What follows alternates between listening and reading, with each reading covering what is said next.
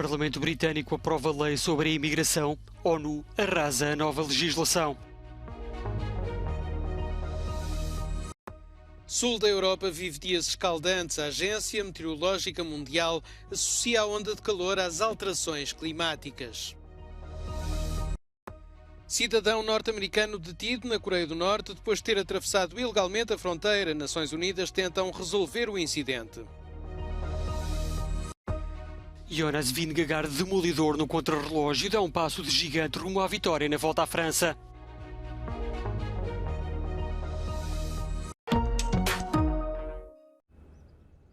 O governo de Rishi Sunak tem feito da luta contra a migração ilegal a sua prioridade e a última arma dá pelo nome de Bibi Stockholm. A embarcação servirá de casa aos requerentes de asilo e tem capacidade para 500 pessoas. Para o Executivo, trata-se de uma medida de contenção de custos, informando que existem mais de 50 mil requerentes de asilo no país, alojados em hotéis, e que custam 6 milhões de libras por dia aos contribuintes. No dia em que o barco chegou à ilha de Portland, no sul do Reino Unido, a ONU efetuou um feroz e pouco habitual ataque à nova legislação britânica, aprovada também esta terça-feira, dizendo que era contrária às obrigações do país perante a lei internacional e que teria profundas consequências para pessoas que precisam de ajuda. A nova legislação permite que os requerentes de asilo sejam enviados para o Ruanda enquanto aguardam a conclusão do processo ou para outro país terceiro por definir, uma vez que o Ruanda foi bloqueado pela Justiça Britânica. O recurso ainda está pendente no Supremo Tribunal. Um ataque russo com mísseis provocou danos na infraestrutura portuária de Odessa. As forças ucranianas dizem que as defesas antiaéreas interceptaram os mísseis, mas que os destroços danificaram infraestruturas e casas particulares. A Rússia diz que atacou Odessa em retaliação pelo ataque à ponte na Crimeia.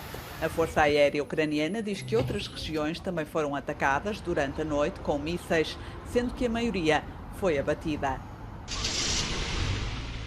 A administração da Crimeia, nomeada pela Rússia, também reivindica um grande ataque noturno com drones. Entretanto, foi retomado o tráfego, ainda que de forma condicionada, na ponte da Crimeia, atacada na noite do domingo. Os turistas que viajam para a Crimeia ou que voltam à Rússia podem fazer a rota pelos territórios ocupados pelos russos no sudeste da Ucrânia, inclusive por Mariupol e Melitopol.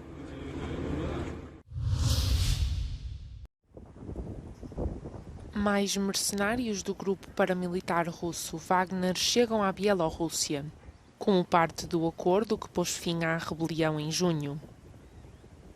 As imagens, divulgadas na semana passada, mostram mercenários russos a treinar militares bielorrussos.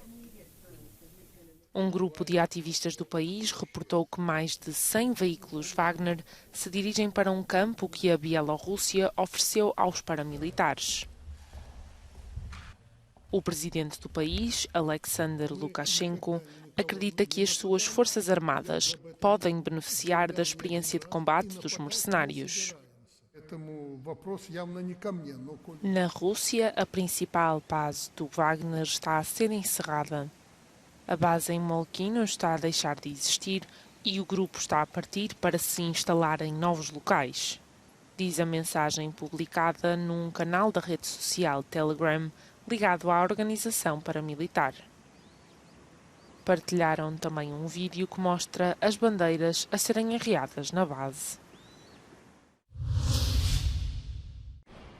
O sul da Europa vive dias quentes, muito quentes. Em Espanha, os termómetros em muitas regiões ultrapassam os 30 graus ao início da manhã e os 40 graus ao meio-dia. As ondas de calor duram demasiado tempo e as pessoas já não sabem o que fazer. Es complicado porque no te puedes defender contra el calor. Contra el frío te abrigas, contra el calor es que no hay manera. Várias regiões espanholas estão em alerta devido a temperaturas extremas, em parte por culpa do fenómeno El Niño. The global temperatures are now warmer than they were than the El Niños back in the 1980s. So the global trend is continuing to grow. So I don't know that we can actually talk about normals, because it will keep changing. It will just keep getting warmer. Itália vive também temperaturas escaldantes por culpa de Caronte, como foi batizado o anticiclone africano, que pôs em alerta vermelho de calor extremo uma dezena de cidades, incluindo Roma. A Organização Meteorológica Mundial acredita que a Europa deve ultrapassar estes dias o recorde de 48,8 graus Celsius, registado na Sicília em 2021. Mas a onda de calor não se limita à Europa. A América do Norte e o norte da Ásia estão também a registrar temperaturas anormalmente elevadas.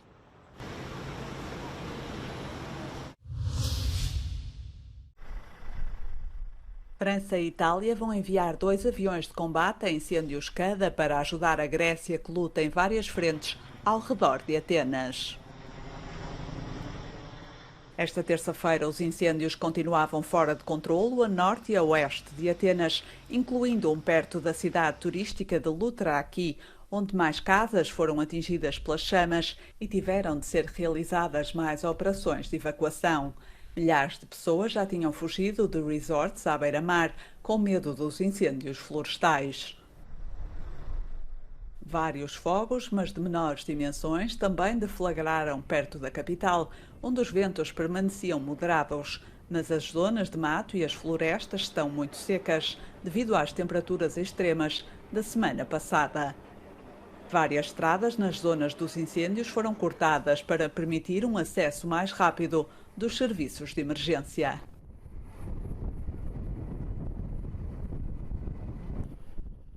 Uma segunda onda de calor é esperada a partir de quinta-feira. As temperaturas podem chegar aos 44 graus centígrados no centro e sul do país até ao final da semana.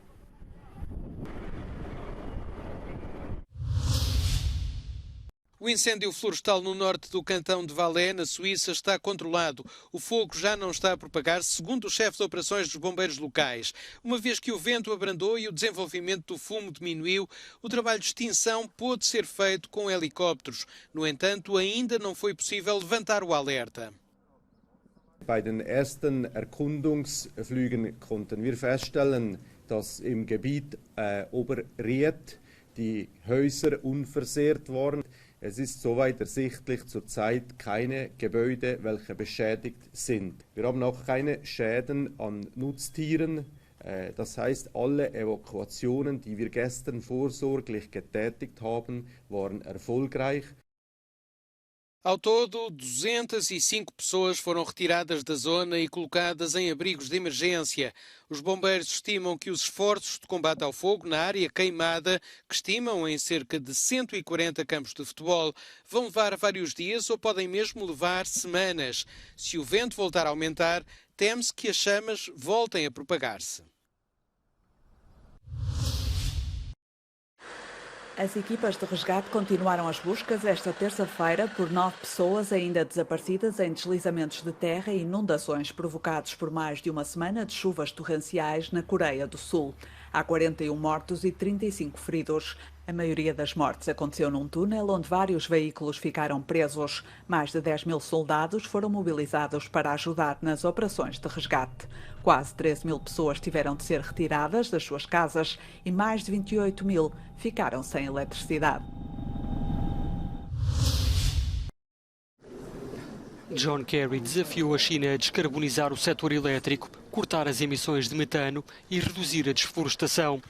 Em visita a Pequim, o enviado dos Estados Unidos para o clima apontou o caminho a seguir e pediu à China medidas adicionais para evitar os piores impactos da crise climática, lembrando os esforços que o seu país estava a fazer. China and the United States are the two most powerful economies in the world. We also happen to be the two largest emitters of greenhouse gases. And so the imperative of our two countries coming together and working and showing the rest of the world how we can cooperate and begin to address this with the urgency it requires is incredible. Relativamente à questão de Taiwan, a diplomacia chinesa refere que Kerry assegurou que o seu país mantinha o princípio de uma China única. O cidadão dos Estados Unidos que atravessou a fronteira entre a Coreia do Sul e a vizinha do Norte é, de facto, um soldado americano que, e de acordo com Washington, tinha acabado de ser libertado de uma prisão sul-coreana onde tinha estado detido após ser acusado de agressão. Acabou escoltado até ao aeroporto para ser enviado para o Texas, mas em vez de entrar no avião, juntou-se a uma excursão que visitava uma aldeia e acabou a atravessar a fronteira a correr. O militar, um jovem, enfrentava outras ações disciplinares no seu país de origem, referiam as mesmas fontes. O Pentágono não confirmava o nome do militar, que é já conhecido, mas garantia que estão a acompanhar de perto e a investigar a situação. Trata-se do primeiro cidadão dos Estados Unidos detido na Coreia do Norte em quase 5 anos.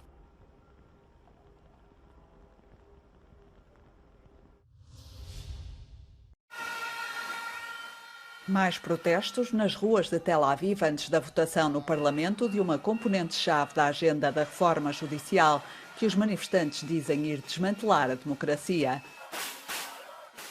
Os organizadores do protesto convocaram um Dia Nacional de Resistência para esta terça-feira para contestarem a reforma antes da votação planeada para o final do mês. As propostas dividiram a nação e desencadearam um dos maiores movimentos de protesto na história de Israel, desde que foram anunciadas em janeiro. Jonas Vingegaard deu um passo de gigante rumo à vitória na Volta à França com uma prestação do outro mundo no contrarrelógio individual da 16ª etapa.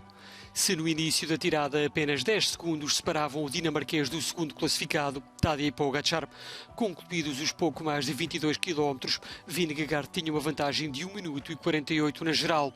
Nem se pode falar de um dia mau do esloveno, que foi segundo classificado com mais de 1 minuto de vantagem para o terceiro. Ainda há 2 etapas de alta montanha pela frente, o tudo ou nada para Pogačar, mas Vingegaard está cada vez mais próximo de chegar a Paris com a camisola amarela pelo segundo ano consecutivo.